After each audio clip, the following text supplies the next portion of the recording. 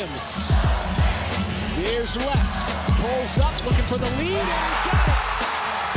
Jalen Williams, 2 seconds, 1:11, 1:09. Out, SGA, probing, piercing, spinning, hanging for the lead, and SGA knocks it down.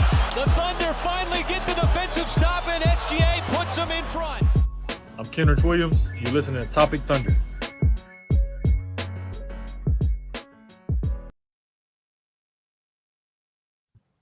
And welcome back, everybody, to another edition of the Top Thunder Podcast. I'm your host, Dylan Hunsinger at Thunder Chats. We are part of the B-Weave Network. This podcast brought to you by BetOnline.ag. Now that that's out of the way, it is a special evening because it always is whenever we have the great Stephen Dolan grace us with his presence. It's a Dolan pod. It is it's almost the next day for me on the East Coast, and it always is whenever we got Dolan on here. So very excited to get going. Before we get to Dolan, though, we've got to introduce the man, the myth, the legend, coming to us from the Batcave, and it looks like the Batcave because the lights are off tonight. Alex Roy, how's it going, Alex? It's going good, man. It's going good. Dubby's an all-star, baby, just like we predicted. Yes, sir. Yes, sir. And hey, the man with the plan, Stephen Dolan. How are you doing, sir? I'm doing great. I am so happy that Dub was selected to his first all-star team. Honestly, I wouldn't have predicted it. I would have thought Kyrie got that spot or Sabonis. I probably wouldn't have predicted Şengün either, honestly. So I really appreciate what the coaches did, giving the top seeded teams a little extra love, that and or like the defense, like valuing that, which, they're NBA coaches, of course they're going to, but it's just nice to see. And it's not like it's the first time, like I was talking about, like there are pictures of Gobert and of Draymond Green at all-star games. Like those pictures exist. So it's not like this is the first time the coaches have ever valued defense. We've seen it before. Yeah, it definitely has happened before, and I mean we're not burying the lead around here. All right, that's not something that we do. Lead front and center. Yeah, whenever we got the Dolan pod, we don't bury the lead. Jalen Williams was announced Thursday night to his first ever NBA All-Star Game appearance. As a reserve, he was one of the wild card picks. We speculated for like over a month at this point about if Dub was deserving of an All-Star and if he was going to make the All-Star game. And we kind of came to the conclusion that, he deserves to be an All-Star for the fact that he's putting up good numbers, 21, 5, and 5, crazy steals, like arguably first-team all-defense performance this year. And if nothing else, he's the second best player on the best team in the league, or at least the best team in the West, depending on when you're talking about when the voting happened. So he deserved to be rewarded in that respect. And really happy that he was because, it's kind of been Dub is kind of the subject of I don't know what the word I'm looking for is. A lot of discussion amongst consternation. Fans, would you say? Consternation. That's a word. That's definitely a word. But just a lot of like every game narratives after every game. Like, he has a bad game. Oh, it's this narrative. He has a great game. Oh, it's this narrative. Like, just give him the runway to go ahead and develop into the type of player that he can develop into. And he's already an all-star in his third season. So that says something. Yep. I think honestly that there's been a lot of talk about this on the timeline, but it's pretty apparent that he gained a lot of weight this offseason, putting on muscle. That's come in wildly handy on the defensive end. That's obvious. And I think it's just taking him a little bit to get used to it on offense. And I think we've seen some positive signs over the last few weeks of him embracing his bulk, throwing his weight around a little bit, getting to his floater, getting to his post game. Like I think he's growing, and he's halfway through his third year. Like he's going to become a better player. This guy is not a finished product.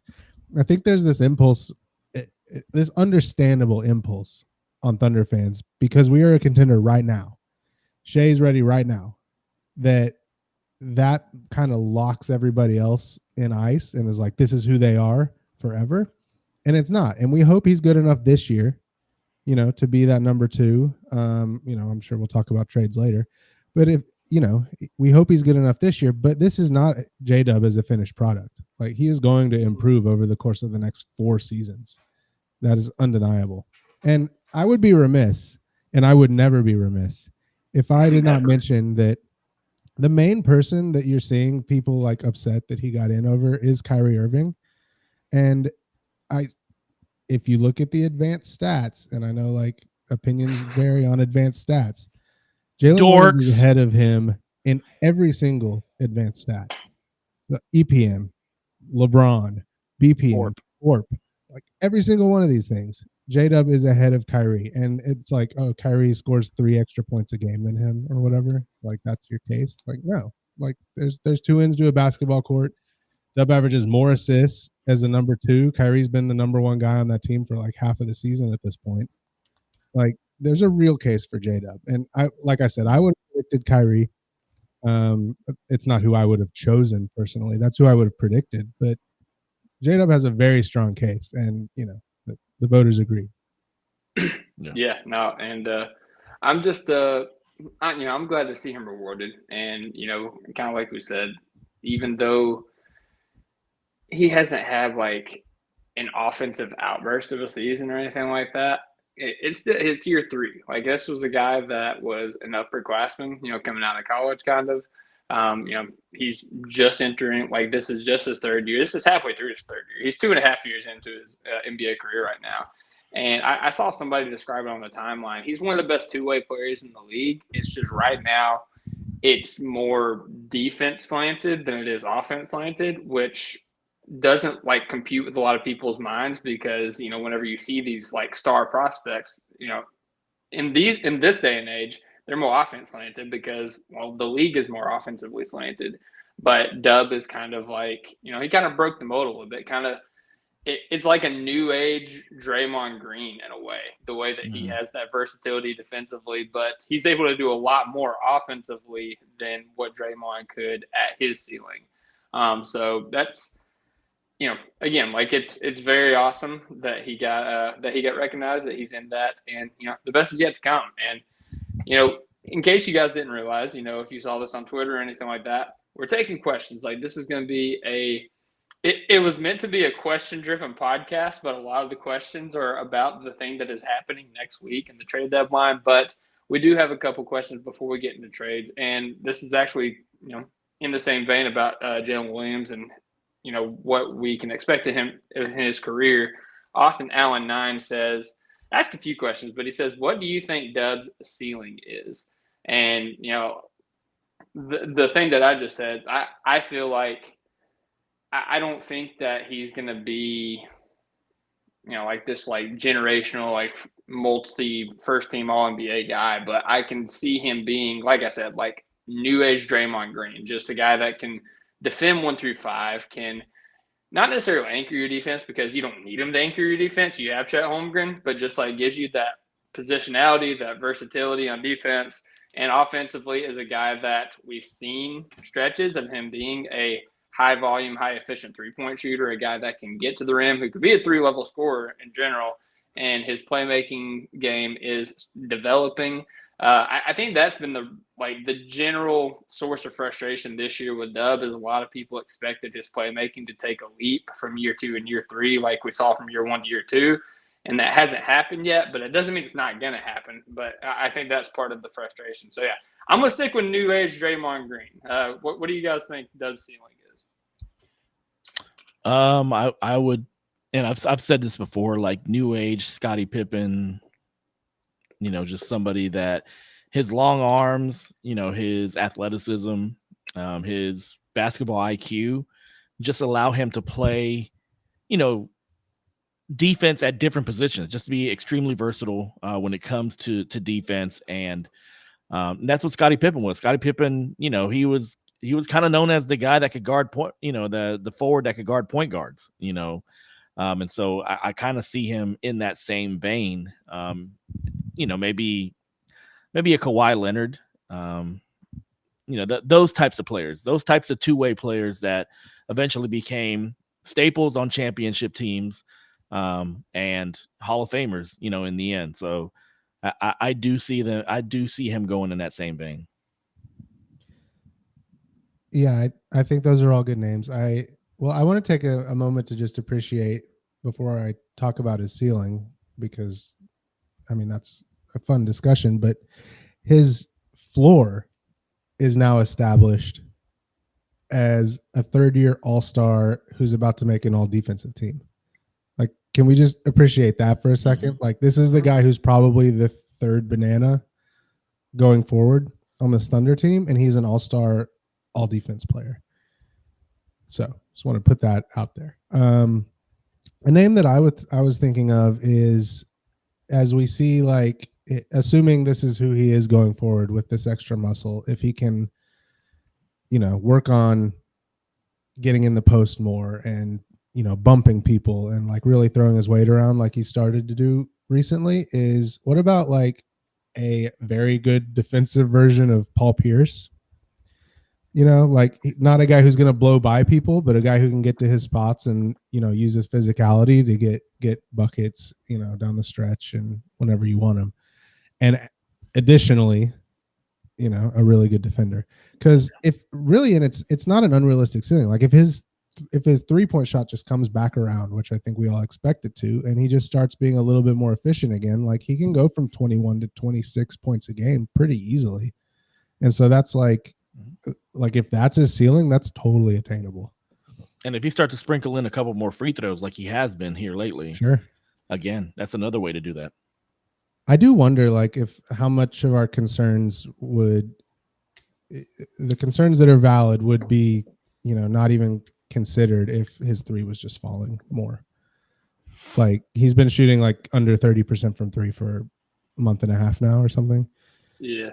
Mm-hmm. Like if it just wasn't for that dip, which is, not going to keep happening, how much better would we all feel about this right now?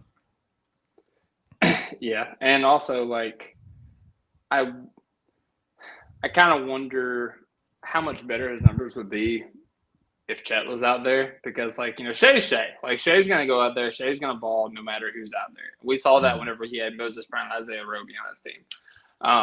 Just like operating out of the pick and roll, able to like pick people apart. Dub is a little bit different because I feel like, as we said, like based on the hierarchy of this team, he's kind of the third banana. He's kind of like the tertiary star. Like he's still a star. Like his skill set and his role is still a star, but Shea is like the offensive engine. Chet is the defensive anchor who provides floor spacing and also theoretically could do anything on offense too, at his ceiling as well. But I feel like Dub's role on this team, where he's been most comfortable, where we saw him last year, honestly, is as that tertiary star. So I feel like the shooting and not having Chet here, and honestly just the uncertainty of like what he's going to do night to night, because again, like he's having to guard 1 through 5. Like there's some nights he's guarding Wemby, there's some nights he's guarding Kyrie. Like there's something mentally that kind of drains you on that regard as well. So I think it's a lot of factors. Something I do want to ask, and Dolan, you kind of brought it up with, the weight he is, and, if this is something that he's going to continue. Do you guys prefer that Dub would stay like this, like kind of like lean more towards the 4 spot, or do you think, and like, stay like beefed up, or would you prefer him to slim back down and try to be a 3 and the Thunder try to get a 4? Like, obviously we play we play positionless basketball. Like, of course, but you know what I mean? Like in the starting lineup, like, would you rather him try to like beef up to guard 4s, or would you rather him, slim down to where he could guard the 3s more? I guess I'm saying. I mean, I don't think he has any problem guarding up right now, or guarding down, up, guarding smaller players right now. Like he does fine at that. So it really comes down to like what type of offensive player you want him to be, I guess. And I don't know. I don't think we want him to snip, snap. Like, pick Christian a body. Bale of the basketball court. Yeah. Just pick a body and get good at using your tool. And as of right now, he's just pick it and then use it. And get good at using your tool there, Jalen. He's only had like 4 months with this current body. He'll get better with it. Yeah, I mean, I agree. I think he's good at where he's at. I don't want him bulking up anymore. And him slimming down, I think, would take away the advantage that he has as far as being, able to pack on that amount of musculature, but also have the length that he has and the foot speed that he has. Yeah, I think he's great at where he's at now. All right, that is fair enough. With that, let's end our topic on Jalen Williams. Let's dive into some more of these questions because we have a lot of them, and they are, like I said, a lot of them are about the trade deadline. So I'll ask you guys: do you want to dive straight into the trade deadline and then address the other stuff afterwards, or do you want to address the other stuff afterwards and like have the trade deadline as cherry on top? What's the other stuff? I mean, just like, there's random questions. There's questions about rotation, playoff matchups, Brandon Carlson specifically, buyout guys. Let's do trade now, and then we can kind of, have that be the buffer at the end. Okay, that'll work. And also, I'd be remiss if I didn't mention the chat is popping. Shout out to the people in the chat tonight. Yeah, I had to borrow Dolan's phrase there on that one.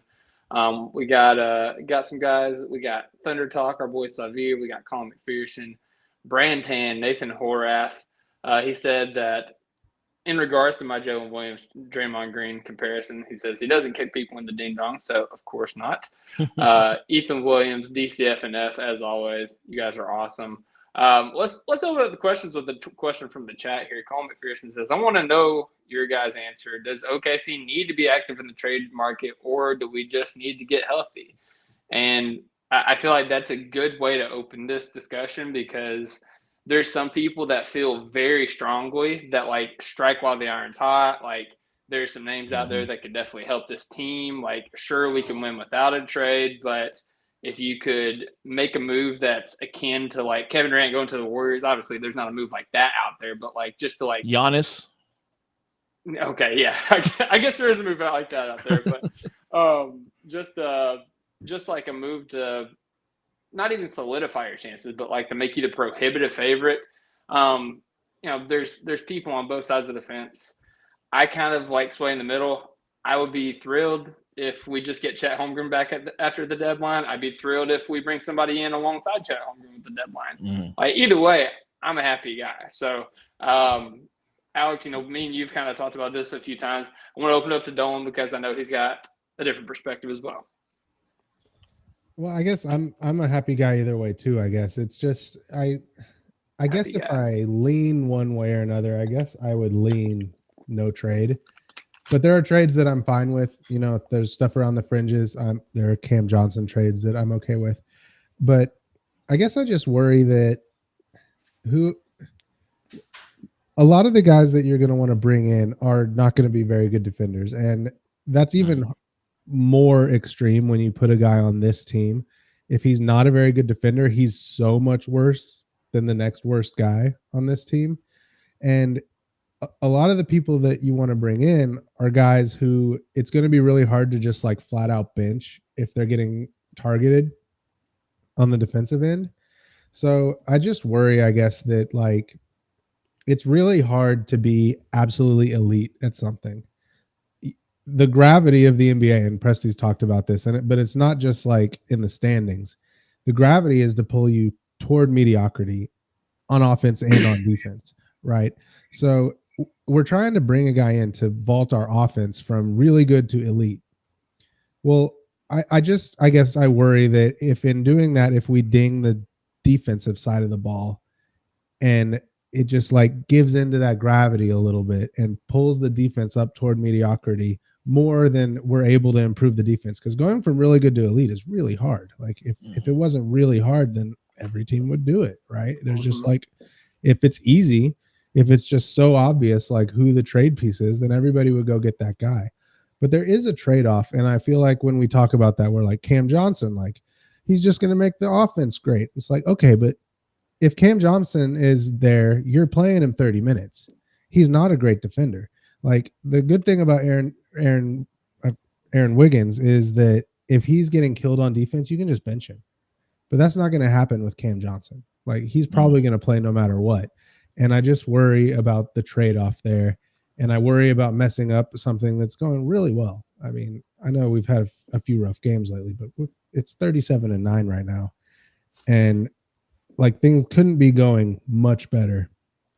And I just worry That's all. So I guess if I had to choose, I would say stand pat. But again, there are deals that I'm open to. I kind of really want a third string center, to be frank. Not a J-Will guy. So, well, I don't know. He's shrunk on me, whatever the opposite of grown on me is. Like I'm just I'm just starting to accept that he's like, if we're in the Western Conference Finals and Hartenstein gets in foul trouble and we need a backup center to play 6 minutes at the beginning of the fourth quarter, like I'm worried about that spot. Yeah. So there are things that I'm into, but I'm not like, we got to go bring in Colin Sexton or whatever. Like, that's not me. Okay. Alex, what about you?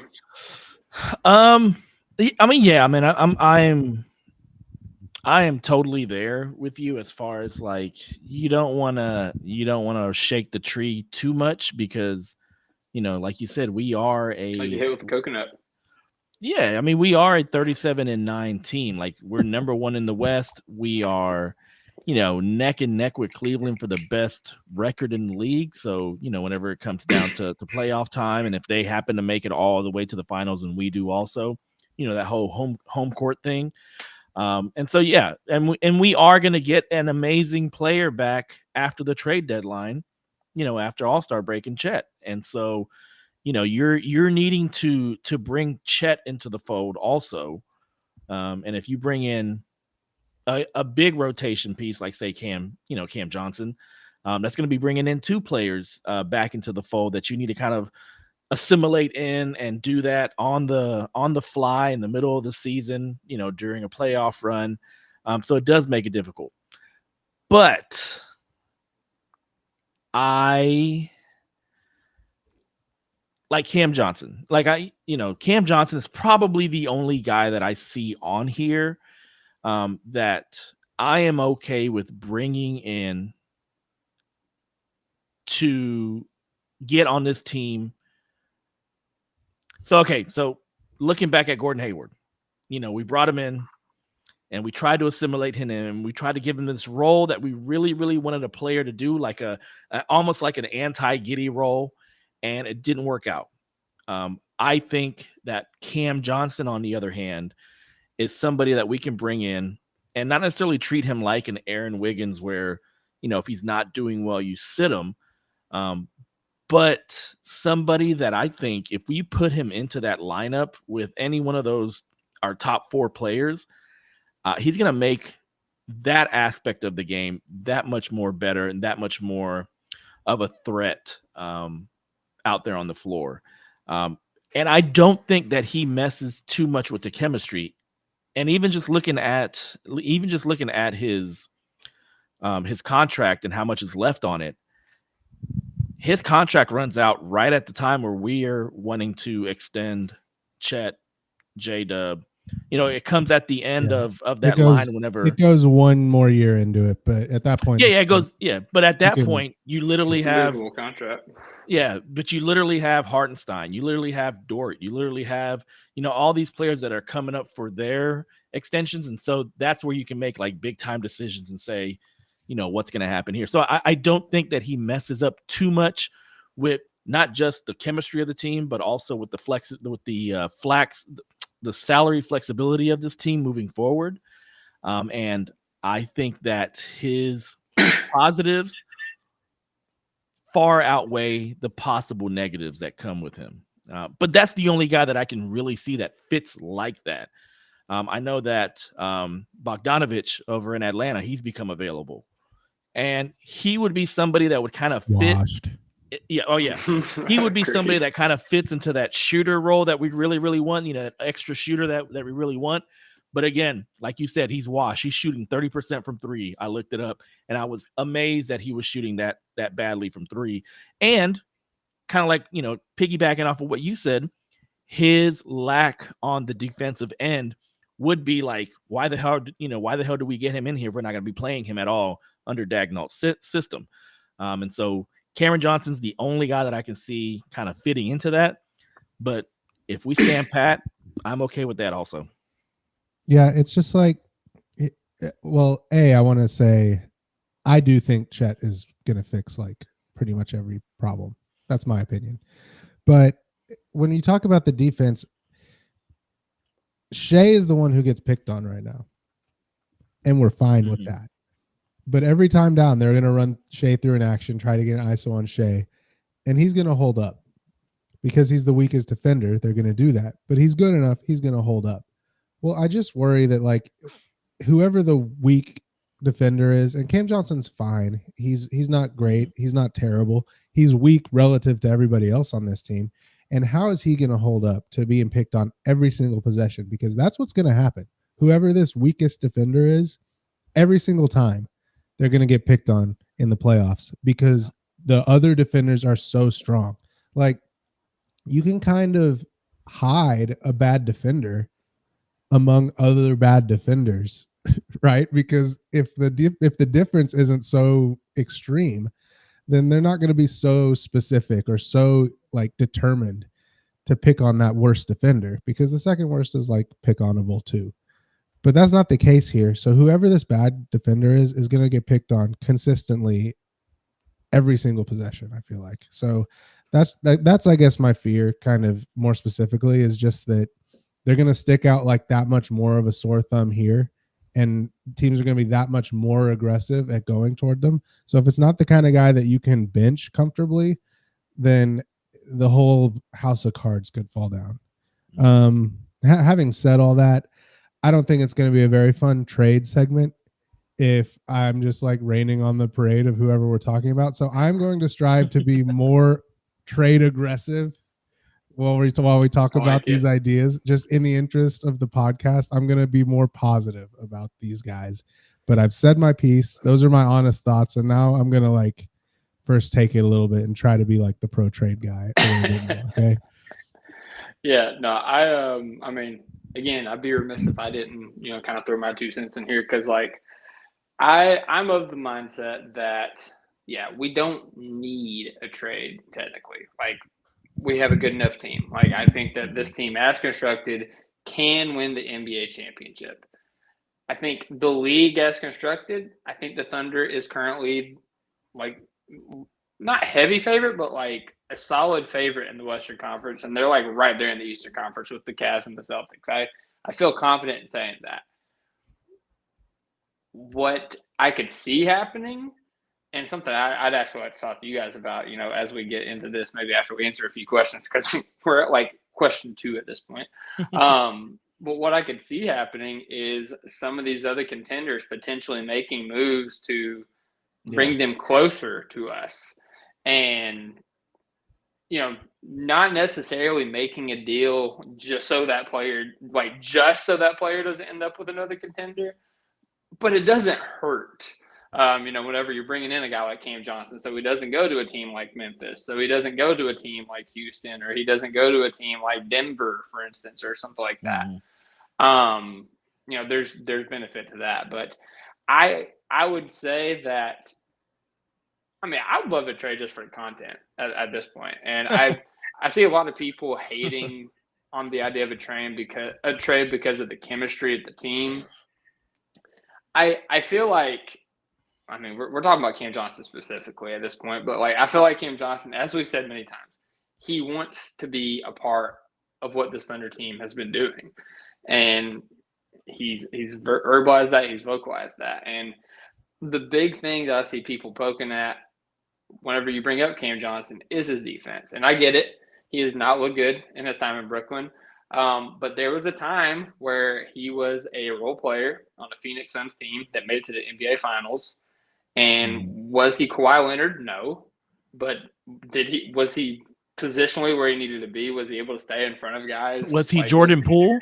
Yeah, like, was he like consistently picked on? No, I wouldn't say so. I would say that where he has been relied on so much offensively on an absolute train wreck of a team, I probably wouldn't play as much defense. I can't even say that, because like defense is like my identity when I play basketball. But my point is, like, I'm still talking about Cam Johnson, Dolan. My point is, if he was to come to the Thunder with the expectation that Mark Daigneault has placed on his team to play defense, to lock in defensively, to buy in defensively.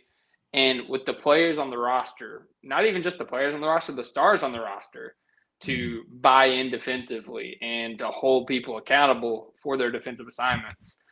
I'm not saying he's going to be Kawhi Leonard or anything like that, but I think that he could buy into the defense. And he's got length. Like, he's got good size for his position. He's not like the quickest guy, but I feel like he's strong enough he can stay in front of guys, if it came down to it. Again, if they started like picking on him like throughout the game, sure, they're probably going to score like half the time, but I think it could be a better situation than Josh Giddey is basically what I'm saying. It always comes back to the Giddey of it all. Especially with me, because, you guys know how I feel about him, so. And we've seen Cam Johnson bought in the playoffs, and it was, that Phoenix team didn't have the situation that we're talking about where every defender is elite, so he's that much more obvious. But he was passable there, and we know for a fact that he would like to be in Oklahoma City, which you have to assume he's considered the idea that it's a really good defense, that he would have to play defense if he was on the team. He has a lot of green flags like that. It's why he's the one like candidate that I am excited about. At this point, I almost wonder if Brooklyn really wants to trade him. Like, they've traded so many people that they're pretty bad now. Like, maybe they can just hold on to him, they might be thinking. So as always, it takes two to make a trade. We tend to talk about these things like it's just fully up to Sam Presti. Like, if he doesn't get him, like, that's a big mistake, or like, why hasn't he done it yet? And it's like, well, maybe they don't want to trade him to us. Like, that is possible.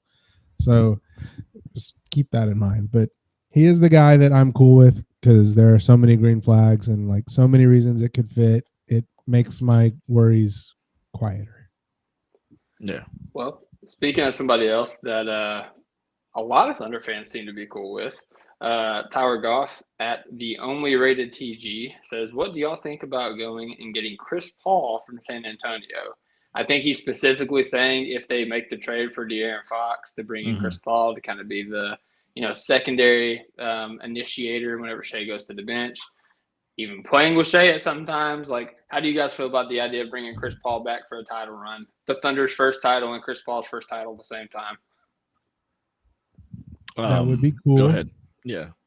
I think it could either be via a trade or a buyout, although we might have to deal with, some competition from the Lakers, maybe, if he's a total free agent.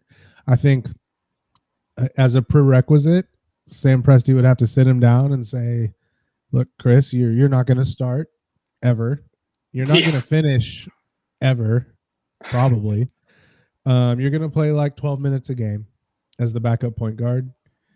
20 if it's going great, like whatever. If for some reason you like knock down 3 threes and then like, cool, you can like stay out there a little longer maybe. But it's both like he's not going to play a lot, but I also feel like you're not ever going to, it's kind of that same problem where you're never going to fully bench Chris Paul. Like, he's going to get those backup point guard minutes through as far as we go into the playoffs. So it does have that problem where it's like, if he's a problem, like, it's going to be a problem on the defensive end. So that's my hesitation, but I would be okay. I mean, it's going to take like Jang and maybe like Dylan Jones to make the salary work. Ideally, you just get him on a buyout. That would, be best case scenario. And then you probably have to dump one of those guys, but not both of them. I sometimes he's playing with LeBron. Yeah, I sometimes wonder. I wonder if, if the Thunder can just kind of nudge themselves into that De'Aaron Fox to the Spurs trade and kind of, add some pieces here and there. Because, Sacramento, I don't know what they're going to do. I don't know if they're going to go the smart NBA route and actually do a full-on rebuild, or if they're going to go the Kangs route and, try to stay as mediocre as possible. But, there's these rumors coming out of San Antonio that there's like this 5 or 6 team deal in the works with Chicago. And I just feel like it makes so much sense for the Kings to try to salvage this thing by getting Zach LaVine. I hate it. Yeah. But that just LaVine makes and DeRozan so on much the same sense. team. Oh, Again? I can see it so clearly. I can just see it so clearly. But if you have Keon Ellis, playing point guard, I mean, he's not going to be De'Aaron Fox, obviously, but defensively, he's not terrible. And so if you have those two guys, if you have LaVine and you have DeRozan, who still got Monk, dude. Monk's been killing it this year. Yeah, you still got Monk too. But I'm saying, like, as far as like Keon being more defensively apt than Monk. And Monk, Monk is just great in that 6-man role. Like, I don't know if you want to necessarily put him out there, starting, which doesn't matter because he's gonna be playing the same amount of minutes anyway. But yeah, man, I mean, just put him out there to kind of be the defensive buffer between LaVine and DeRozan, not being that great on the perimeter defensively. And then you just see what you get, man. Yeah, I'll say, to the Chris Paul point, last year, whenever he was on the Warriors, he mainly came off the bench. He came off the bench in 40 of his 58 games, played career low 26.4 minutes. And he was still able to be effective. He averaged almost 10 points and 7 assists per game with 4 rebounds as well. So I don't think that you'll get any kicking or screaming from Chris Paul if Sam Presti's like, hey, you're going to come off the bench. You're going to play this role. There were some quotes this offseason about him saying he picked the Spurs in part because he could start there. And I don't know. I think it was probably the $10 million had more to do with it. Yeah. But he did say that. So I don't know if you can just like totally dismiss it. But hey, Shea's his boy. He played. There's respect there. Yeah, he knows Mark Daynott. He knows Lou. He knows Sam Presti. Like I could see him. He kept signing Derek Fisher every year the first time around. Yes, he's gonna be the Derek Fisher. And here's the thing: he still hasn't won a championship yet. Yeah, right. And the Lakers probably aren't going to win a championship. No, this is true. This is absolutely the best place he could go. Yeah, like for odds at a ring, no doubt. I mean, Cleveland doesn't need him. Like, I guess he could go to Boston or whatever. Like, that sounds awful. But like, this is definitely a fit that would give him a legitimate shot at his first ring and like a real role in it. Not just Tracy McGrady sitting on the Spurs bench kind of thing. I mean, just imagine the narrative where like he started his career here with the Hornets and then come all the way back around to winning a championship here with the Thunder. That would be crazy. That's serendipity, baby. Yeah. Love that story.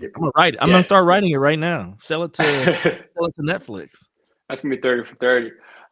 Yeah, no, I'd be down with Chris Paul. Like, I think that that's not my ideal move, but if we were to come out of the trade deadline All-Star break with Chris Paul and Chet Holmgren, I'd be thrilled. I'd be absolutely thrilled. So because the need for a secondary initiator and creator off the bench, I feel has kind of been glaring, especially in our losses, but also in some of these ugly wins. AJ Mitchell was playing great in his role, but since he's gone down, nobody's been able to really step up on that. Topic is theoretically that guy that's going to come in there, but we won't see him until next year. So you bring in a guy like Chris Paul, who is on a 1-year contract. He's on, you don't have to worry about him next year. And not only the stuff on the court with Chris Paul, you get Chris Paul in Topic's ear. You get Chris Paul in AJ Mitchell's ear. You get Jalen Williams gets to learn from Chris Paul. He gets the advantage of, what Shea got in year 2 in Jalen Williams year 3 when he's already an all-star. So, I think Chris Paul would be purely additive to this team, honestly. So I'd be cool with it. All right, at Fanatic Gabriel. Here's the thing is about AJ Mitchell. They said 10 to 12 weeks would be his reevaluation. If he comes back at 10 weeks, that's March 21st. And you're talking 3 weeks, I think, till the playoffs start. But you feel iffy about a rookie in the playoffs anyways. And if it's 12 weeks, it's right when the playoffs start. And it could be after that. So obviously there's a scenario where he's not even ready for the playoffs. But even if a rookie comes back right as the playoffs start, you're not going to throw him into the fire with 2.5 months of rust. So I would love to have him, but it's just not realistic, right? That he's really contributing in the playoffs, unfortunately. So if you want that role, yeah, Chris Paul is he's a nice fill-in for our rookie, you know. Yeah. You know, we talked a lot about Cam Johnson. There is another player kind of in that mold who also has playoff experience. He's a little bit older, making a little bit, well, not making a little bit more money. I'm not actually sure how much money he's making, but Fanatic Gabriel says, thoughts on trading for Bobby Portis? The Bucks need to send out salary if they want to make a big move. How do you guys feel about bringing in old Crazy Eyes? So my question is, how okay is he with being a third big that doesn't get a ton of playing time? You know, he has a pretty good role in Milwaukee, and he has shown out a little bit, especially when Giannis was out last season. He was, you know, there were games where, or parts of the season where he was scoring like 20 plus points a game, grabbing 10 plus rebounds. So I'm just wondering, you know, it's the same thing with every veteran that we bring in. You know, are you going to be okay with not necessarily getting the lion's share of minutes maybe that you've been used to on your previous team? And so, you know, with him, you know, he's a guy that he can go a little bit off the reservation a little bit if things don't go well, and those eyes pop out, and you know, he kind of punches teammates and breaks their eye sockets and things like that. So, yeah, I'm okay with that, but and I would trust if the Thunder do it, because that means they've done their due diligence. But you know, I would think that the question probably needs to be asked is whether he'd be okay with a little bit more of a limited role than what he currently has. Yeah, so he's making way less than Cam Johnson. He's making 12.5 this year, and next year he has a player option 13.4, which he'll pick up. Then he'll be UFA the year after. But he does have a 15% trade kicker, so you know, if we were to trade him, that would get a little bit of a bump. Yeah. I honestly I don't know if he's washed or not. Like, depends on what game you watch him, honestly. Right, and Milwaukee fans are always mad at him. I was typing. I was looking up his career on dunks and threes to see his EPM. I just think it's kind of a good gauge defensively if you're not watching enough of a guy to just see where they're at. And he was like in the gutter on defensive EPM last season, but it looks like he's had a bounce back here on that stat a little bit. So I don't really know what to make of that. He was 9th percentile in 2024, back up to 67th this year. That is quite a jump. I guess I echo, like, is he cool not playing in some games, in most games? Because that's what would happen is he'd be the third center essentially. Like he'd play power forward / third string center, and there's going to be games where he plays 10 minutes. There's going to be games where he plays 0 minutes. And I just wonder if he's okay with that, kind of like Alex said. Yeah, I'm kind of just I'm cool with not bringing him in, because if you're bringing him in for a third big, like that's a pretty expensive third big.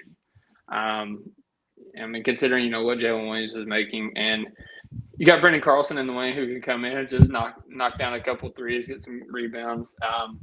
I just kind of rather not, honestly. And I'm very I'm very pro trade. Like, I'm very cool with trade. I like making trades, but not so much Bobby Portis. His eyes are crazy though. They are crazy. Crazy eyes killer. He looks a little bit like Frozone too. I can see it. Where is my super suit? Where is my super suit? You tell me where my suit is, woman. Love it. All right, I'm trying to look through these questions, make sure that I'm not missing any trade ones. So let's go to Bowler Jack here, and then after this, we'll go back to we'll go to a break. But he says, encompassing trade question. He says, who are the best guard, forward, and center targets? I'll go ahead and say that I think we can just knock out forward. Like, Cam Johnson is collectively the option for that. But we talked about you don't want to see any more J. Will minutes. You want to get a third big. Who are you looking at for that spot? Larry Nance Jr. Someone suggested to me on the timeline, and I didn't hate it. You know, I kind of did the kombucha girl, like, but you know what? As the third center, who it's like emergency, like we need you for 10 minutes, that'll work. And I think he'll be ready. You know, he's used to that. New Orleans? Atlanta. Wow. Yeah. And he's used to that. He did that with New Orleans in past years where he would just like not play for a little while. And then somebody would get hurt because somebody always gets hurt in New Orleans. And then he'd, have to play for a few weeks. We saw him against the Thunder in the playoffs last year. He made some threes. He's actually been making some threes the last few years. So like, I think he might just be able to slot into that same role and just like get it done. Rest in peace to DeJounte Murray's Achilles. Right. Because I think like the ideal, like if I could pick anybody, I think it would be Robert Williams. And, just put him in there and say, you don't have to stay healthy. Like, it's okay if you get hurt, but you're just going to be sitting on the bench. And between the three of our centers, we'll probably have two of them healthy at any given moment. But that's kind of a big swing, I think, because you want a guy who's comfortable not playing in this role, because it's going to happen. Hopefully the whole playoffs, hopefully this guy we're talking about is coming in to play garbage time and that's it. But so you want a guy who's comfortable not playing. And if you start getting guys who are too good, if you start getting a guy who'd be like, oh, he'd be awesome here, then you start getting into guys who would not be okay with that. That's a difficult one. Nathan Horace brings up Team Canada, baby. Bringing Kelly Olynyk. Finally make him come here. I've talked to some Toronto fans who say he is totally washed on defense. So just keep that in mind. This is the Dolan Wash pod. Well, that's what we're talking. We're talking about third string, like. Yeah. But it is like if we're talking about third string centers or like role players who are available, often it's because they're washed. Like that's what's going to happen in these roles we're talking about. Let's bring in Nurkic. Like, yeah, he's available. And he's washed. I wonder why. I'm trying to see that's a hard one, man. I don't know targets. Too many centers that fit that criteria that you're talking about, Dolan, where they're good enough to play in a pinch, 10, 15 minutes here or there, but they're not good enough to where they don't feel like, hey, I should be playing a lot more than I am. Because the ideal thing is you grow this guy like Boston did with Luke Cornett, and then you just like have this third center on a cheap contract who is happy being there in that role. Because other than that, you're looking at young guys who are not happy not playing because they're trying to make a career. Or old guys who are washed. So you have to find that sweet spot. If you're bringing in somebody from the outside who's old enough to be content, but young enough to have something left in the tank. It's a tough role to search for on the open market. By Jonas Valanciunas. He would not be happy not playing. He's trying to go to LA. Is he really? Yeah. I didn't see that. That's the biggest secret. Like he signed that contract in Washington to try to get to the Lakers. Which then begs the question. Which then begs the question. Are you happy with just having Jay Will then? But see, is it better? Like, is it better to have the known quantity versus the unknown quantity? I would love to have Jay Will if he was like a little bit better. He's the perfect player. If he was just a little bit better, and because like I don't know if I'm confident if he has to play a quarter in the Western Conference Finals. Like I think we have enough data at this point that it might not go well. Unless he happens to hit 3 3-pointers. How many third string centers are really playing? I mean, and I know things happen. I know, injuries, a sprained ankle here, a fourth foul trouble. Yeah. A fourth foul in the, in the second quarter, like that happens from time to time. But like, I would think if they did that, I would think that they would probably just, have, shift over, maybe dub a little bit, maybe have Kenrich out there. I think they would find other ways. And the answer to the question you started to ask, how many third string centers do you feel comfortable giving a quarter in the Western Conference Finals? Like, not many. That's true. Like, barely with Luke Cornett, who's like, one of the top in the Eastern Conference centers in the league, I think. Right. But it's like the Thunder have an opportunity to be the team who has that. Yeah. With all the picks they have, with the luxury that Sam Presti has granted them, they have the opportunity to be the team that you're like, how many teams have a third string center you can play? And it's like, oh, well, just the Thunder. Like, they could be that. And I would like that because, iHeart gets in foul trouble. It happens. That's why. It does. That's why, fast forwarding over to a little bit of draft talk, I don't think I would be too mad if we use the Philly pick if it hits to take Kaimon, what's his name, Maluak, the guy from Duke, the 7'2" center from Duke. Yeah, I don't know anything about the prospects in this class except for like I've seen some Cooper Flag highlights. Yeah, but I think they absolutely should be taking a center in this draft with their highest pick, because there's like a really solid chance that iHeart is not, a long-term solution. Yeah. At his contract, once our guys get extensions and stuff, it's either going to be iHeart or like have any semblance of depth, I think, is kind of the calculus that's going to be done. And unless he takes a massive pay cut, which there's no accounting for pay cuts, right? But they should take a big in this draft, because then you have a year to like develop him before he's needed. And if you wait 2 years, you're relying on a rookie on a two-time defending NBA champion for real minutes. Yeah, I mean, I don't have too many draft thoughts at this time. Like, I have some guys that I like. I haven't dove in too much on. I can't even say his name. I will butcher it if I try to. Kaimon Maluak. I feel like from what I've seen, and like I haven't dove into the film or anything like that. I feel like he's more of a throwback big, and no, he's not. Is he not? Is he? Does he do some playmaking?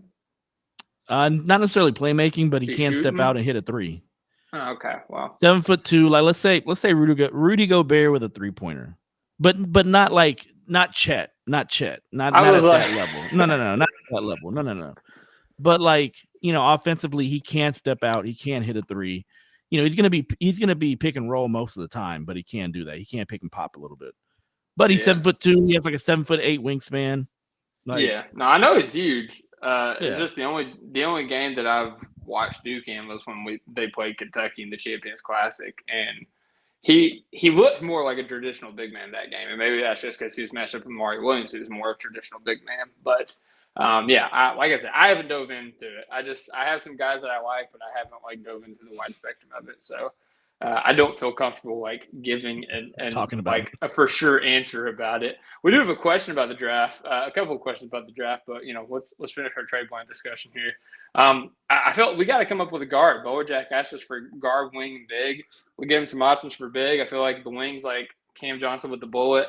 For guard, Dolan, you brought up Colin Sexton earlier. You wasn't feeling Colin Sexton. Why do you not like Colin Sexton? Is it the defense? It's the defense. He's just a very bad defender, and he's tiny. He's despite the crazy eyes, which he also has. He does. I think he would be a liability on this team on that end. But I do think he solves if you think the creation stuff off the bench is of the utmost importance, I think he would help in that area. I also worry with him that he's not going to be cool with his 12 minutes off the bench. Yeah. He's already like had annoyances with his playing time in Utah, where he's getting to more or less run the show, but they do make him sit out every once in a while. But like, I think he's also already not cool about having to sit on the bench sometimes over there. So like, you tell him you're the backup point guard and that's it. I don't know.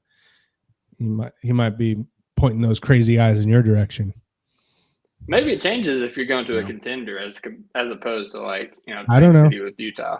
Maybe it does, but you never can tell, can you? And No, these you are the kind of risks that I'm averse to right now. You'd be remiss if you didn't bring up that. I'd be remiss if I wasn't averse. Alex, how do you feel about Colin Sexton, or do you have another option at guard?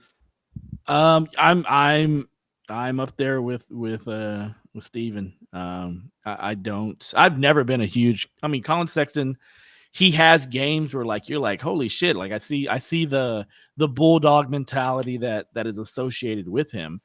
But there's a reason why I think Cleveland let him go so easily and didn't even look back. Whenever they were choosing between him and Garland, they saw Garland more as the better prospect. And I just think that he is one of these players that puts up good numbers on a bad team. But I just wonder what he'll do on a great team that's asking him to do a specific thing and be great at it. And again, the whole 12-minute thing, like when we talk about a guard, like we have a ton of guards. We don't need any more that think that they're going to play 25 to 30 minutes. Like you're not that guy, bud. You're not that guy. I definitely think he is guilty of the old-fashioned Pat-Bev trick, y'all, where it's like he's got these crazy eyes and he's like slapping the court and like he looks like he's trying super hard, and then meanwhile his guy's just like backing him down and getting a layup because he's like, getting right by him. He doesn't even have like high steal numbers. He's he's not even averaging a steal a game. But he looks intense out there. So I think people just assume he's a good defender, but the numbers do not back that up. He once anchored a team to not a victory, but very close game, 3-on-5. So he'll always have that in his back pocket. I mean, hey, and we're talking like of him staring at whoever that was in college. Yeah. Like just like eyeballing that guy. So he must be a good defender. Yeah, of course. There's a couple other guards out there that have been speculated on if they were available.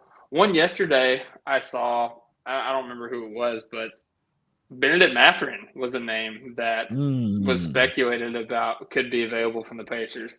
I speculate on if that's even true because I think Mathurin's been great for them this year. Like he's great in their role, like next to Halliburton. But if he was available, how do you guys feel about bringing on another member of Team Canada to the Thunder? I haven't necessarily liked what I've seen from him in Indiana. As far as number one, efficiency wise, it's in the tank. He's not very efficient. He doesn't have a great shot per se as far as like the percentage, but it's the kind of like the other stuff that I've seen from him, like the little bit, like the whole pushing the ref, the whole, just a couple other character things that I don't think the Thunder organization would necessarily go for. So just for all that, I'm out. Like if you're gonna give me issues, I at least want you to give me productivity, and I don't see that, so I'm out.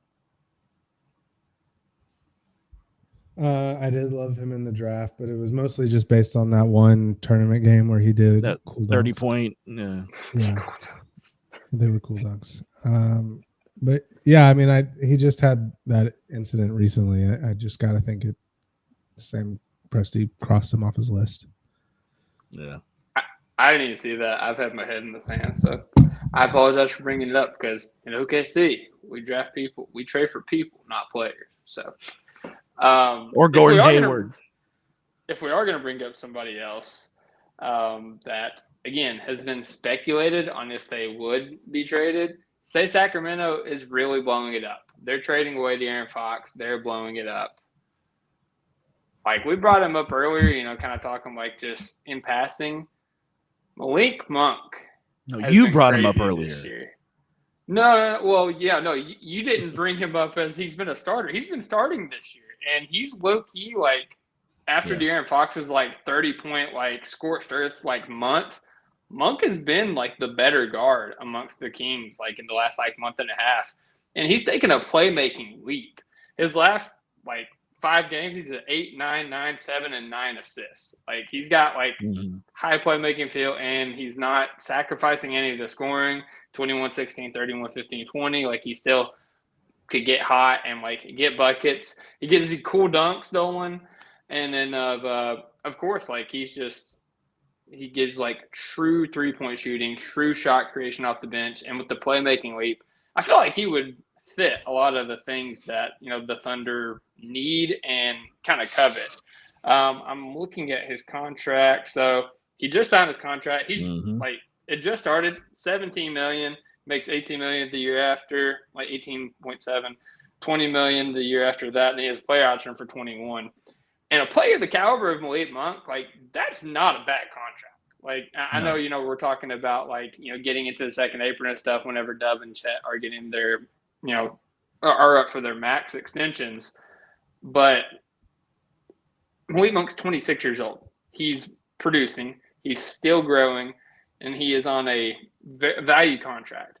If you decide you don't want him, or if you decide that like you need to offload his contract in order to make these max extensions, you're going to be able to move that contract very easily. So again, I don't even know that he would be available, but if Sacramento was like, they lose Fox and they want to go like full pivot into the tank, because right now they're like on the out, I think they're either on the outside looking in or they're in the last playing spot. It wouldn't be hard for them to just like throw it in the tank.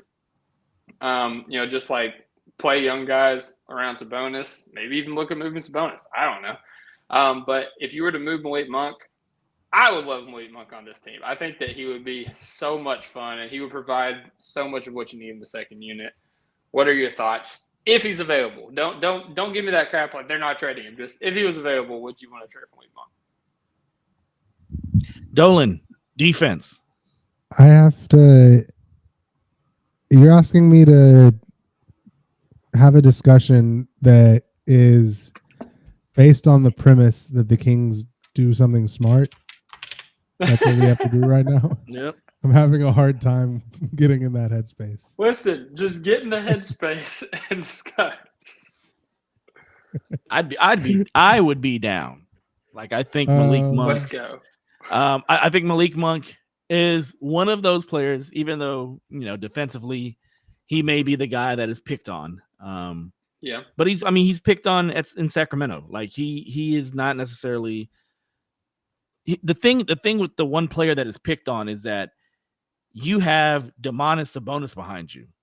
In Oklahoma City, you'll have Chet, Hartenstein, you'll have J-Dub kind of roaming, you'll have, Kaysen, you'll have, we'll be playing 8 players on the court at one time, but all those players will be on the court. But, it's just something that I think, and the same thing with Cam, when you're talking about the worst defensive player out there that might get picked on, the thing that kind of is the saving grace is that you have guys and, behind them that are going to protect the basket, that are going to be, playing a lot better defensively than the guy that's getting picked on. So with that said, I would be down with Malik Monk. I think Malik Monk is one of those players that can win you a game or two in the playoffs just based off of getting hot. He's done it against us multiple times. And just to get him off Sacramento and put him on our team, that I think that would be a great thing. And, as far as like 17 million, like you're probably talking about, again, Wiggins or Joe. And then, it's Wiggins. Let's be clear. Like, yeah, it's Wiggins. I'm trading Wiggins over Joe. Okay, so Wiggins, Ooze, and then what?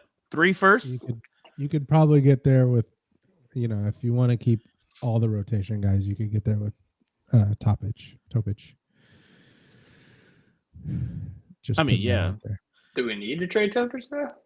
I'm just saying, if you want to keep the rotation intact, like you could get there. You talk about keeping Wiggins. Yeah. Yeah, but then you get into that whole like trading 3 or 4 players for one, and that's messy. With Cam Johnson too. Like, I think that you need to trade Wiggins or Joe if you're bringing in another guard though, because I think and Al Baby Cakes has brought this up on Down to Dunk as well. Like this isn't like a fresh topic or anything like that. But one of the value things in making a trade, in the season for the Thunder is if you were able to trade, you trade for a guy that improves your team and you're able to like trade a guy like Isaiah Joe or Aaron Wiggins. And again, I'm saying Aaron Wiggins, then you move somebody that's already out of the rotation and bring somebody into the rotation. So you don't have to deal as much with rotational minutes, like, trying to deal with the rotation crunch, but also in the offseason, the roster crunch, because you're bringing in Topic next year. AJ Mitchell's going to be healthy next year. You're going to have draft picks in this draft, in a very good draft. So I think that you're able to kind of have your cake and eat it too by consolidating and improving your roster if you trade a rotational player instead of you just kind of trading on the fringes. Yeah, I do. So he, like you talked about, he's starting now in Sacramento. He was always getting like heavy minutes anyways. Mm-hmm. The only team that he like considered leaving for was the Magic, who were, going to give him the keys in a lot of ways. Like, or he was going to like have a major role there, being kind of helping drive their offense. So I do wonder how small of a role he'll be happy with. Mm-hmm. So that is a concern for me, but he would change a lot on the offensive end. I think I would be okay with giving it a shot if the Kings do something smart. If the Kings do something smart, the caveat that we have to bring up. But all right, we're an hour into the pod. We've answered like 4 questions. We are going to take a break. On the other side of that break, we're going to rapid fire through the rest of these questions as quick as we can. Right after a word from our sponsors. And we are back with an ad read from Underdog, our sponsor for the month here. So in case you guys were on the last podcast, we talked a lot about Colin Sexton. Colin Sexton actually was able to win me and Cone and anybody who was listening on the podcast and decided to tail some money with Underdog. So we did a live read in the last podcast at halftime. I picked 4 players just off the dome, like 30 seconds, picked 4 players. Me and Cone kind of tracked it throughout the pod. We actually thought we lost. We won on a stat correction. They gave Isaiah Collier an additional assist. And we didn't find out until directly after we ended the podcast. But we was able to win some money. 4 picks at halftime, live picks. I like making live picks because you can kind of see the flow of the game, who's in rhythm, who's hot. And we made those picks live, and we was able to turn $50 into $480.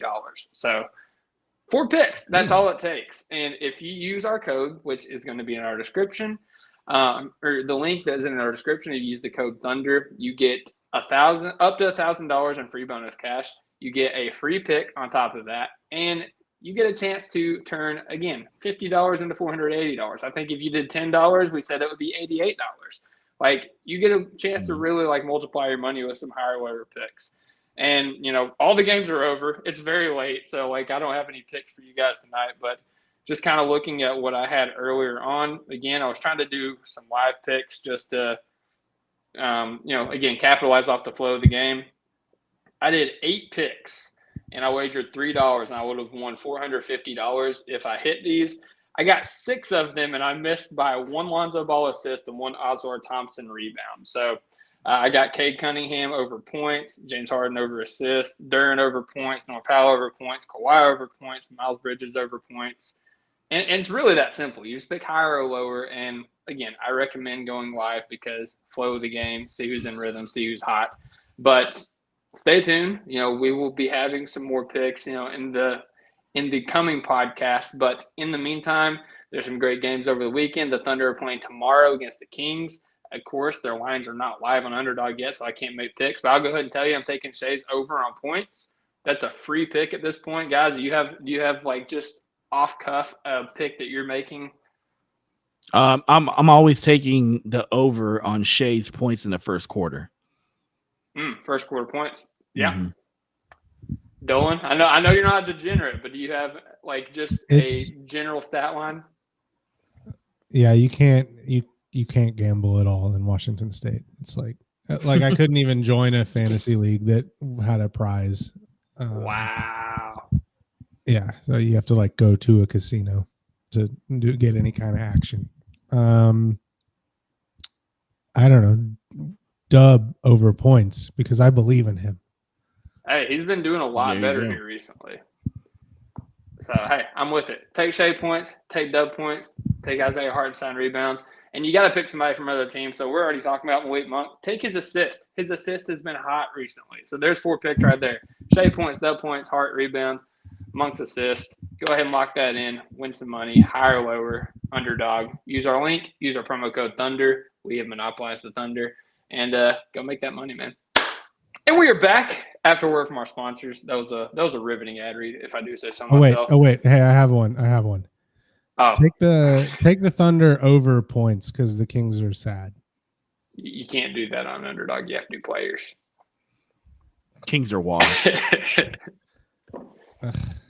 Gross. The Kings have been playing a lot better here recently. Ever since they're sad. Kind of moved into not since they got sad.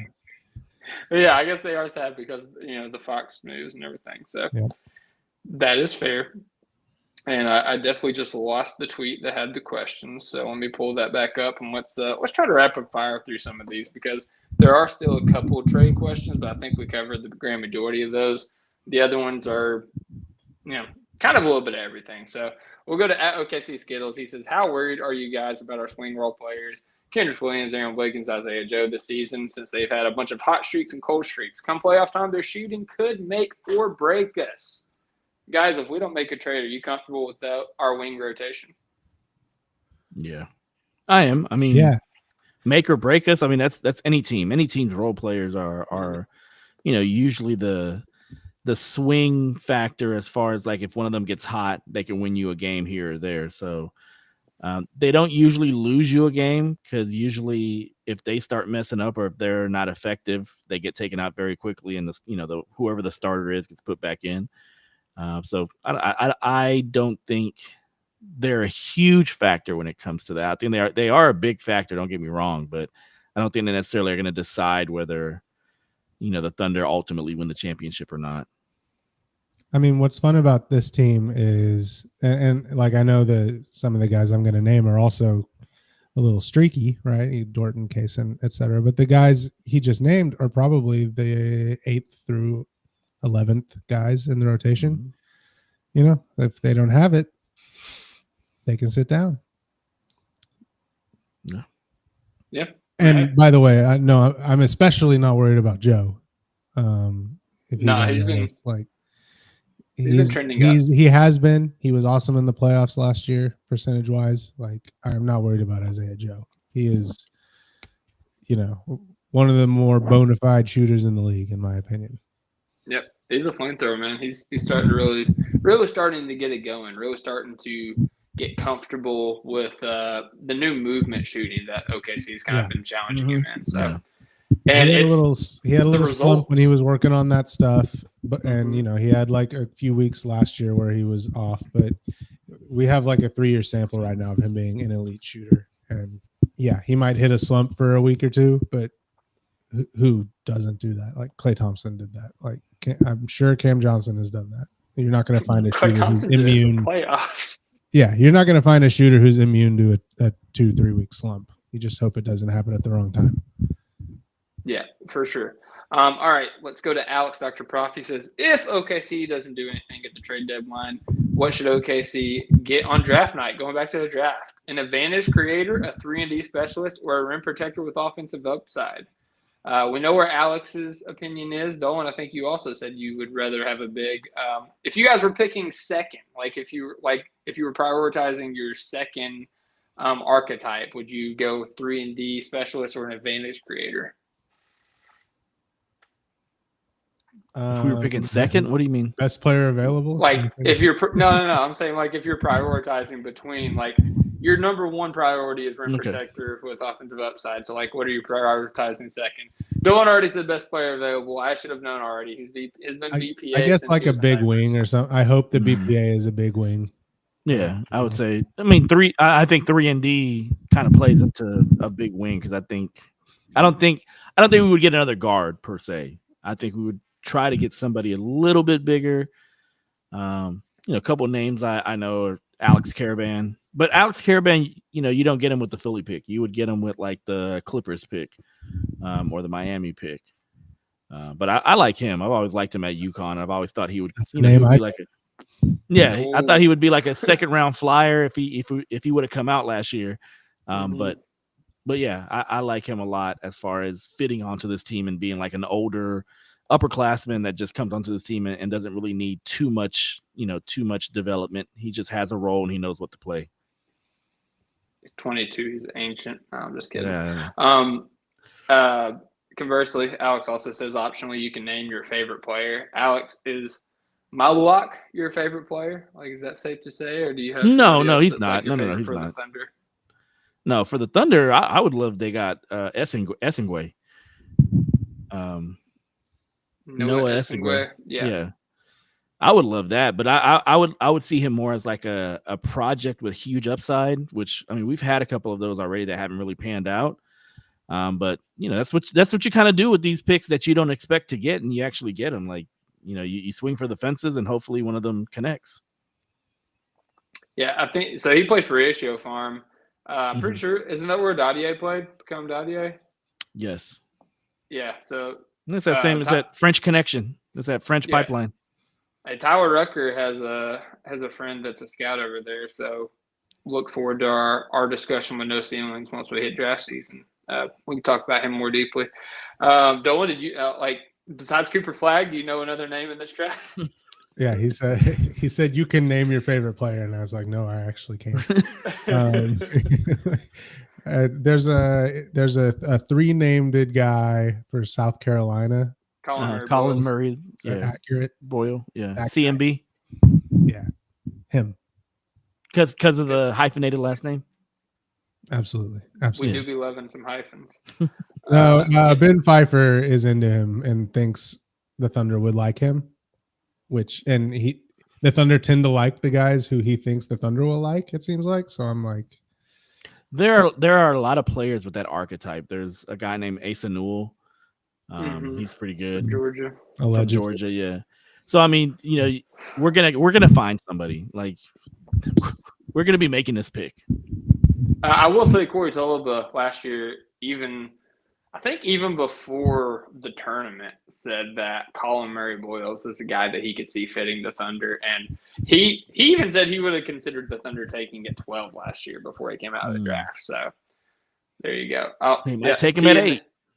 T in the chat also saying Colin Murray Boyles. I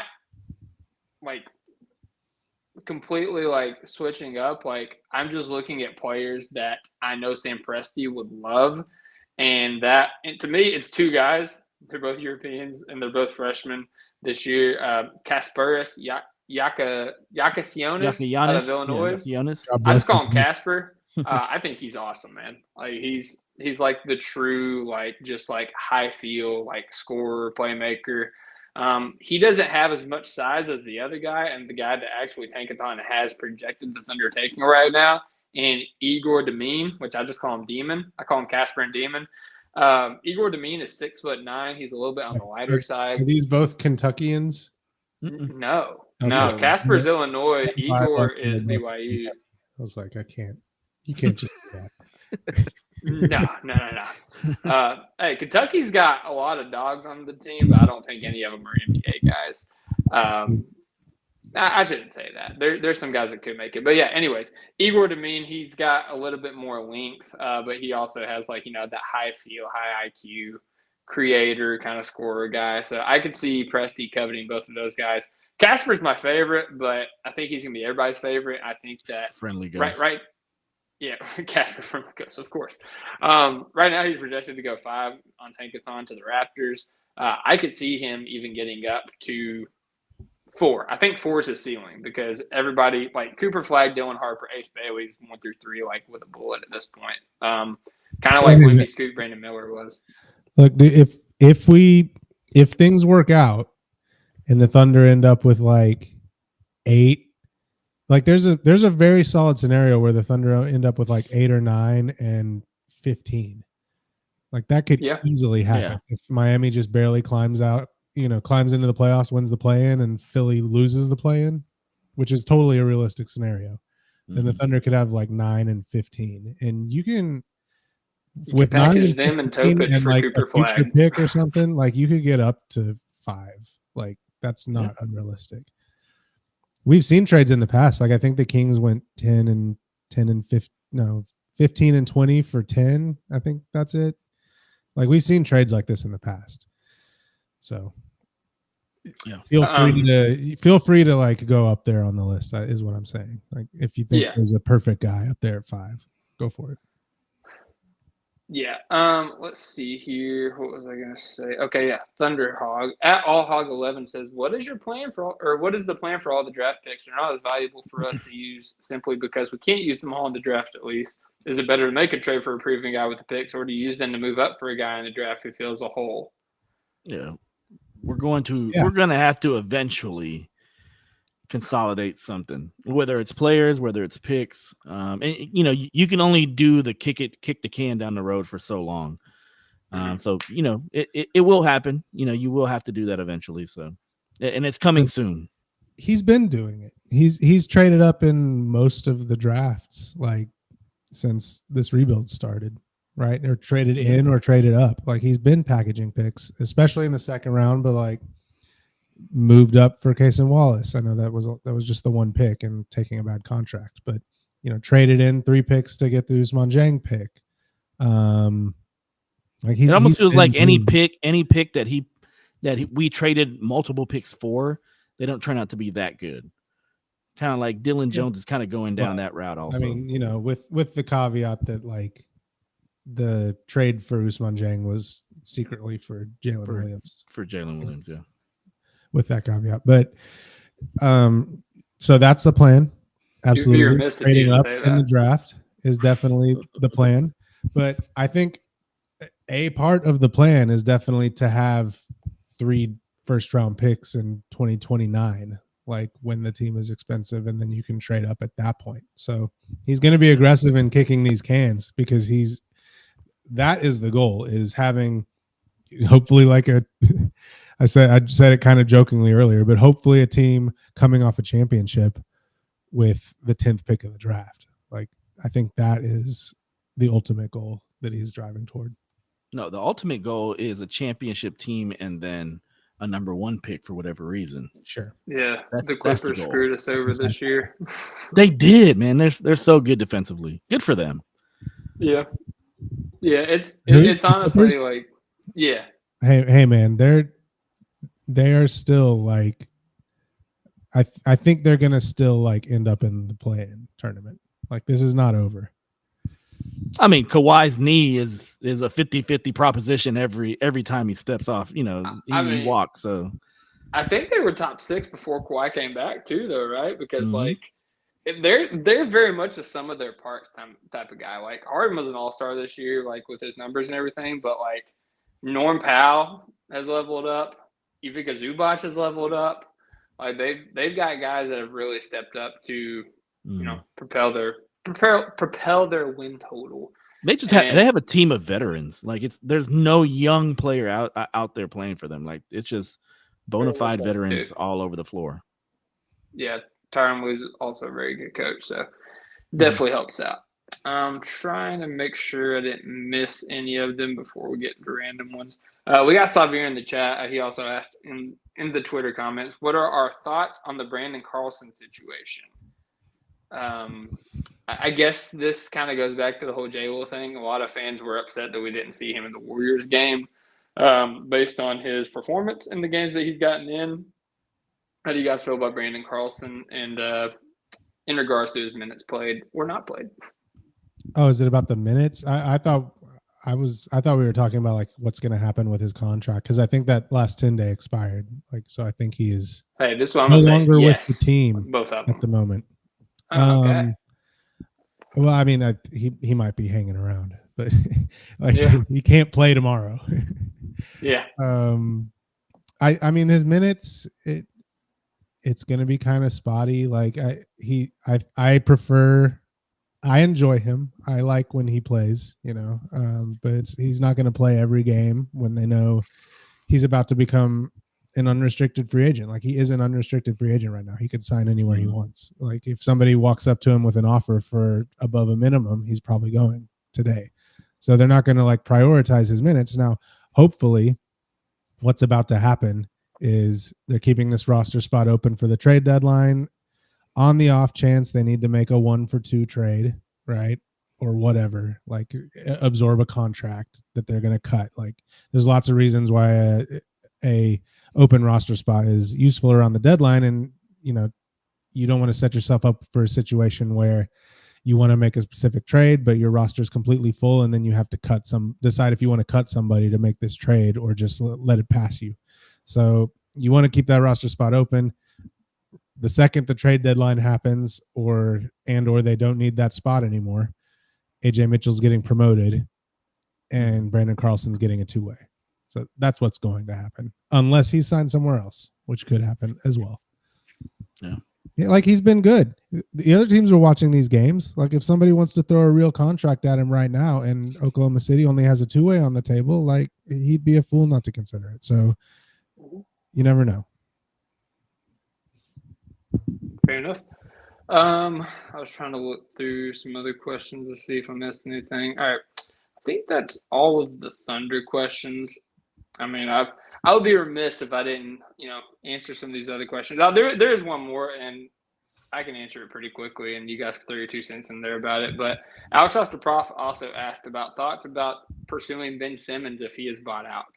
And I will say, A, I don't like Ben Simmons, but B, if he's bought out, he's 100% a Laker. Like, he's been LeBron's dude since his rookie year. So, like, that's how I feel about it. He don't got that dog in him. He is dogless. He is dogless. Yeah, and since he's dogless, he can't bark. And so he can't be on this team. He's not welcome. They would ask him to bark, and he would decline. I know he would. You know he would, right? If they signed him and then whatever, the Thunder win their first game and he's doing his closing press conference and they asked him to bark, he would just bashfully say no. And everybody would be sad. Or he would meow. What's more likely, Ben Simmons to bark or shoot a 3? Do we have a line on that? Is there a FanDuel over under barks?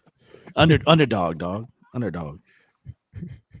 Yeah. Underdog. Yeah. With the dog, man. Come on now. I'll take the under on the dog as well, if that's what you mean.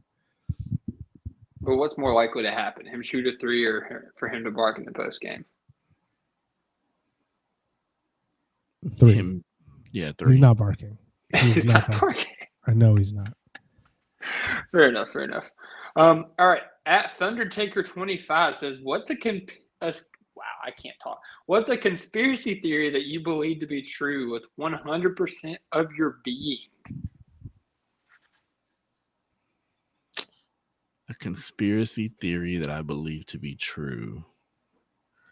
I'm such a realist, man. I hate conspiracies. I can't even think of like so here's what a sports related one. Maybe like the Michael Jordan going, retiring from basketball because of gambling. That's probably about the only one. I kind of do buy that. Yeah. I do. I don't know. I also am just not into conspiracy theories. I wish I had. I'm sure there's one that I fully actually believe in, but I didn't prepare for this question. Yeah, no, I'm kind of I'm trying to look through that Terry Rozier was throwing games in Charlotte. Does that count? Oh yeah. Did you guys see somebody tweeted out that a Pistons player is going to be the next guy to be kind of throwing the bus in that? Because somebody was leaving games suspiciously. I guess so.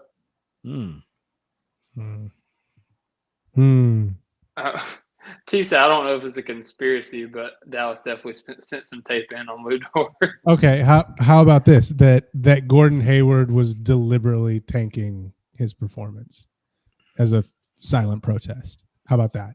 Because we have no reliable sources that's what happened, but I 100% believe that. Listen, he screwed himself. He was mad at Sam Presti for trading for him, and he was like, fine, watch this. I'm going to pretend that not know how to shoot. I'm going to pretend that I want to be a part of this, and then I'm just going to not shoot until you figure out that I'm tanking this performance. I fully believe that. in the offseason, he thought he was going to be a Denver Nugget, and he's out the league. Yeah, so hey, shot yourself in the foot on that one.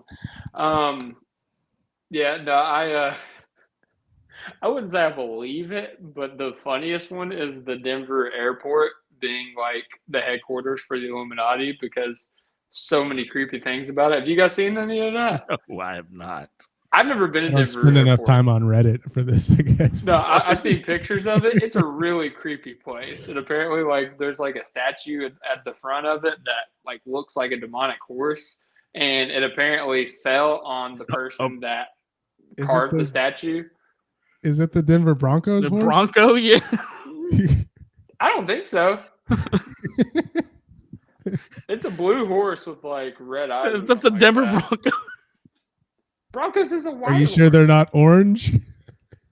Oh yeah, T knows what I'm talking about. He said the mural. There's also like a crazy mural of like I don't even know what it was.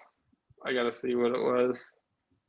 I can't find it on this. Yeah. Anyways, look up Denver Airport in your free time. Check it out. Okay. Let's see here. Also, Thundertaker also asked, God, where does freaking question go? No, I have one. I'm sorry. I have one. Just kind of remembering like NBA stuff. Do y'all remember whenever was it DeAndre Jordan was a free agent?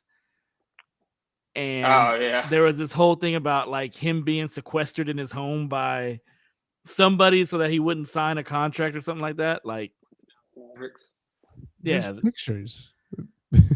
There's pictures? Yeah, like of what? Yeah, Blake Griffin posted a picture of like they put a chair by the door. I mean, it was like in jest, but they were legitimately like hoarding him and trying to convince him not to sign in Dallas. That's a true.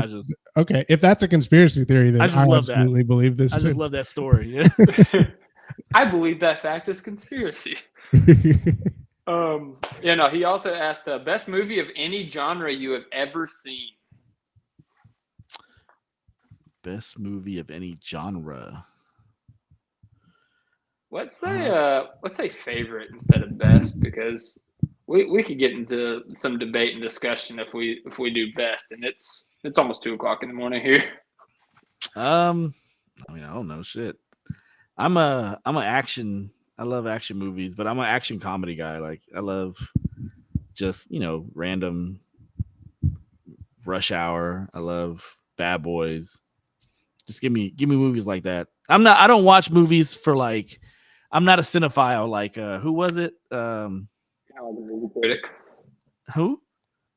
You're not like a movie critic. Like you don't. Patrick Patterson. Patrick Patterson was like this guy that said that he loved movies and he would do like reviews. Yeah, I'm not like that. I watch movies just for the enjoyment of them, for the enjoyment factor, and like. Yeah, so I don't get too in depth about it. So I can't really tell you, oh my God, like you have to watch this movie because it'll impact your life. Like, no, you have to watch this movie because for 3 hours you won't think about anything else and you'll enjoy it.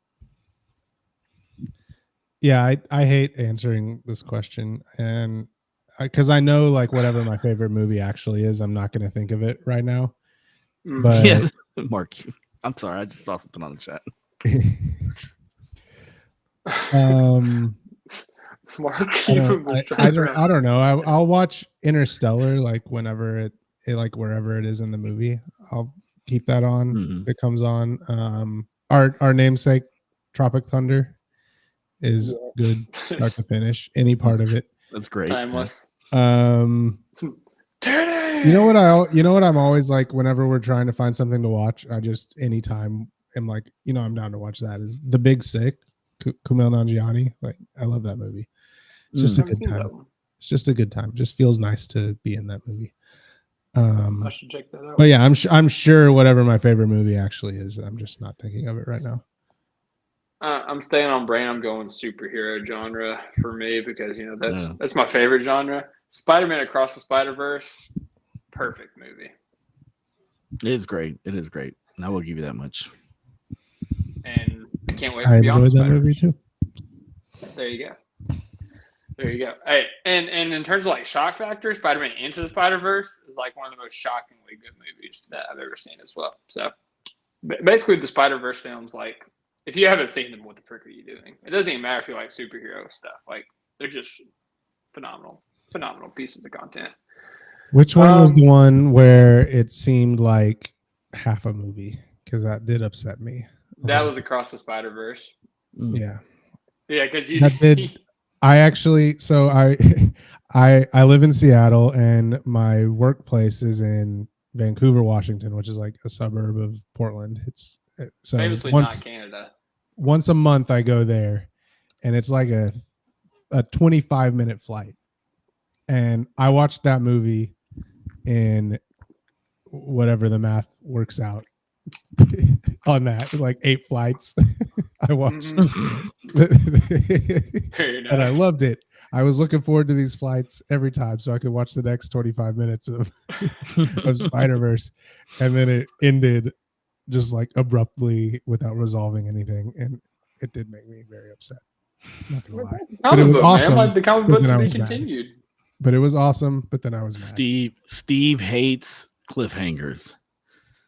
It wasn't just a cliffhanger though. Yeah. There's a cliffhanger. There's cliffhangers. I mean, I don't know if it's a whole movie, and then you have to wait 2 years or whatever for the next one. Like, more than that. That's upsetting. That's too long of a cliffhanger for me. A week is like as long as I'm willing to abide a cliffhanger. Yeah, no, I definitely feel that. Hey, Bowler Jack, ask another source of media. What's the best book you've read the past 12 months? I'll go ahead and say that Chelsea has read all of the Game of Thrones books, and she has requested that I also read them so she can talk about the differences in them, because she has decided that the show, for all intents and purposes, sucks compared to the books. And I'm just like, I feel like they can both be good in their own right. And so she's like, no, you don't understand. You have to read it. I'm like, okay, cool. So I'm through 3 books right now. It's been a good time. The books are really good, but also it's not, they're not going to end ever. It's over. No. Like, he's never going to write another book and then he's going to die. So like the books are great, but they will never be resolved. So it's, to me, defensible to ignore them, Yeah. I mean, the only glaring change that I've seen but I'm mad in about the it. 3. Yeah, the only glaring change I've seen in the 3 was the epilogue of the 3rd book, where they introduce a certain character that is not in the show. Is in the show, but in a different way, if you catch my drift. So yeah, but no, it's been an enjoyable experience, I'll say that. Audiobooks, of course. I'm not just sitting down reading. I'm doing stuff while I'm hearing this. I have it's been a disappointingly long time since I actually read a book. Except like every night I'm reading kids' books. So I will just say like classics, Cat in the Hat, like Never One Fish, Misses. Two Fish, Red Fish, Blue Fish. Absolutely. That one is quality. All the There's a Walking in My Pocket. He's just like way up there. We found one at the library that was oh gosh, I'm blanking on what it's even called, but he gets tricked into going to try to get a berry from off a mountain, and just great stuff. I recently, I didn't even know that Rudolph the Red-Nosed Reindeer came from this children's book that was written in like the 30s, I think. And before that, Rudolph did not exist as part of the Santa Claus lore. And so we've been reading this one since Christmas, like twice a week, and it's exceptional. So kids' books are where it's at right now. Kids' books, baby. Alex, you read any books lately, brother? I mean, so the last book I read was House of the Dragon. Yeah. You mean Fire and Blood? Fire and Blood, I'm sorry. Yeah, Fire and Blood. And that is literally the only book I've ever read in my life. Okay. Yeah. I like it. Well, congrats. Congrats on your first. My ADD makes it very difficult to like stay inside of a book. Listen, for it to be the only book you read in your life, that's a big undertaking. That's a big ass book, man. Like, believe me, like I had to like, and I read, like, I don't do the whole audiobook thing, so I read the book. And like, but here's the thing. Like, so I read the book after the show started. And so as I'm reading, I can picture the characters. And so I can go ahead and kind of string that along and kind of go with it. Like if I'm having to formulate my own like characters in my mind, like it makes it very difficult for me.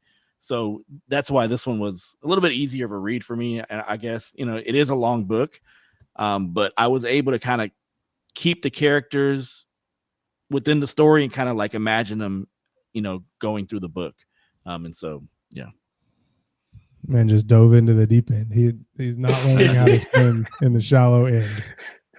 No floaties, no water wings, no life jacket. I just jumped in. Just going surfing. There's some slow parts in that book too. So there are. Sir. Yeah. Like Viserys' reign is not Viserys' reign. Jaehaerys' reign is so long. And it is very long. This is so repetitive. His kids, like, whoo, that was a bunch of different characters right there, man. This last question for Bryson Akins is for me, Conan, and Tierney, because you guys don't play.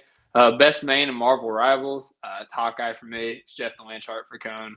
And Tierney kind of plays as everybody. He literally changes who he plays with every round he plays. Jeff Blanchard? Jeff the Landshark. Who is that? Be prepared. He's going to be coming to the MCU. He is a fan favorite. He is great. Jeff the Landshark?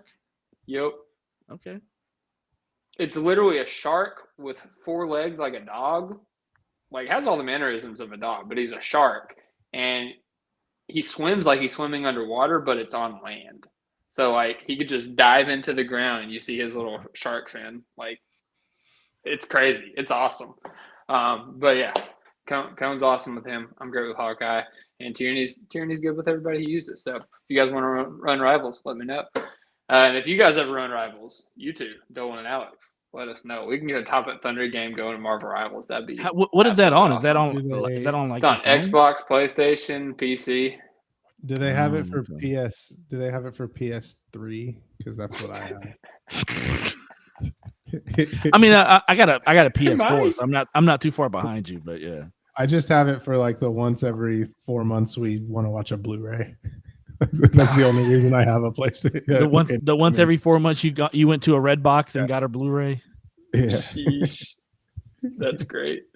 Hey, you might be able to get it on PS3. Like, low-key, might be on the PlayStation Store. I don't know, but who knows? If you ever do that, once like 9 months ago, I fired it up and I was gonna play some FIFA, and there were 0 people online available to play me. I was like, this is sad. Time to retire, I think. That's amazing. That is amazing. All right, fellas. Well, hey, I think we answered all the questions that we had. Not all the questions we had. Some of the questions were repeaters. So shout out to Kira and Kevin Butler. You guys asked a slew of questions, and I think we covered them throughout the chat. Shout out to everybody that asked a question. We appreciate your all's cooperation and involvement in the podcast. Once again, go ahead and click on the link that will be in the description. Sign up for Underdog if you are not already. Use our code Thunder. New users up to $1,000 in bonus cash and a free pick. Go make some money, man. And if you have not already, there are still limited tickets available for the Top of Thunder fan event. Myself and Alex will be there, as we have been every year. But this year, Mr. Dolan will be present. The first time that you guys get to meet Stephen Dolan, and we get to meet Stephen Dolan. So it's going to be an absolute blast. March 21st against Charlotte Hornets. Bummer for Trey, man. T's and P's. Quick recovery, my man. Excited to see you next year.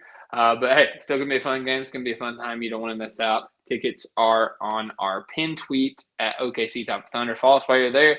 Like the video. If you are still here, comment down below something nice. Subscribe to the channel. Hit the notification bell so you don't miss out when we go live. And until next time, you have a great night. God bless. Hoop when you can. And as always, Thunder!